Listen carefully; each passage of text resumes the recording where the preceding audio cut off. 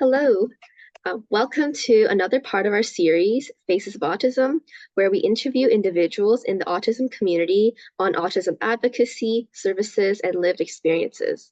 Today, we have Sarah, who is actually on the Faces of Autism team this term, to speak with us today. And Sarah, would you like to introduce yourself? Yes, hi, my name is Sarah Rudcovski, and I am studying social development studies with a specialization in education at the University of Waterloo. I'm a mom of three, and my 4-year-old, who's my middle child, Camden, is on the autism spectrum. As Irene mentioned, I'm on the Faces of Autism Subcommittee for Big Spoon, Little Spoon, Waterloo, and I also volunteer with the cooking program. I am extremely passionate about inclusive education practices, and I believe that the needs of all children, including those who are on the autism spectrum or have any other special needs, need to be properly accommodated. Once I finish my degree at the University of Waterloo, I am hoping to continue my education by studying at Teachers College to become an elementary school teacher. That is awesome to hear, Sarah. And why don't we get into it? Okay. The first question we have for you is, what have you learned as a parent to address the needs of children with autism? Well, it's been a real learning experience to be a parent of a child with autism. As you know, no two people on the autism spectrum are the same. They have varying traits, and Camden's main difficulty is with communication.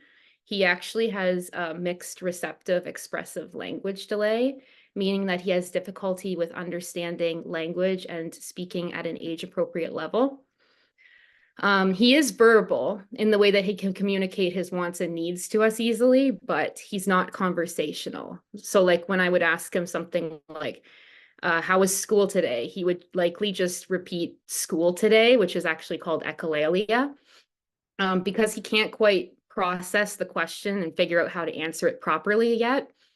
But he is able to answer a lot of closed-ended questions and some other simple questions that don't require storytelling so much. And his expressive language has also really taken off since he started kindergarten this year. It's been really good for his language development to put him in. I've learned to let Camden do things on his own timeline, and he has accomplished so much, and I am very proud of him.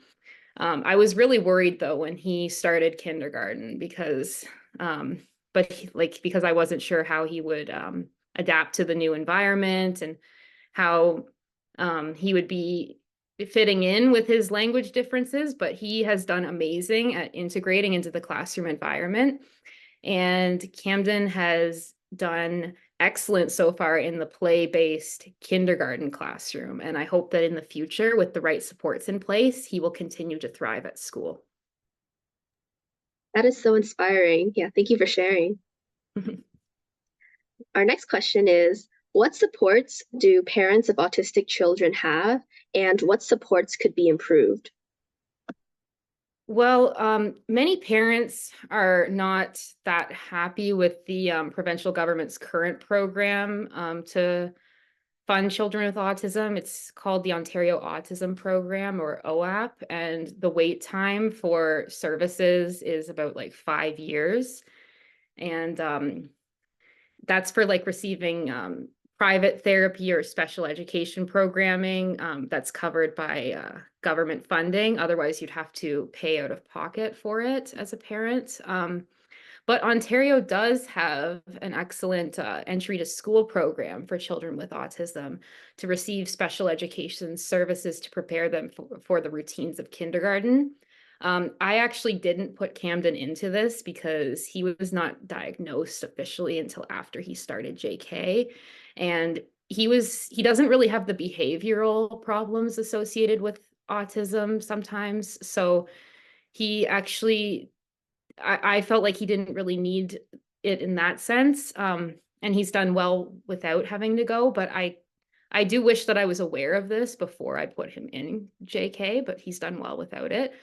The province also has an early intervention program that gives children services up until they are 3. And this is especially good for addressing developmental delays associated with autism. I just wish that the schools could provide more support for kids who are like Camden, since he's not nonverbal and he doesn't have behavior issues. And he's also not a risk for elopement. He doesn't receive EA support. And but the kids in the kindergarten class love to help him out a lot with different things. So he does good with their help. Like and he does have a lot of great friends. They're really I visit the class sometimes and they all want to like hold his hand a lot.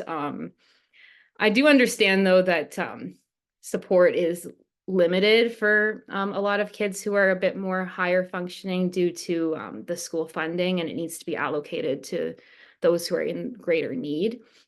I do also work as a lunch supervisor at a school, and I see how so many of the EAs are so happy to, when the kids that they're watching make like any sort of, when they make like, when they meet a goal and they feel like that they um, are like, just meeting the standard that they set, their goals, they feel like so happy for the kids. And I feel like the inclusive classrooms are a really good model. My school has a lot of inclusive classrooms, and the EAs will sit with the kids and, you know, help them do their work and support them as needed. Um, and I hope that more schools continue to follow that model as well. Awesome. And shifting gears a bit, Mhm. how can friends and family be supportive and inclusive in social gatherings or outings?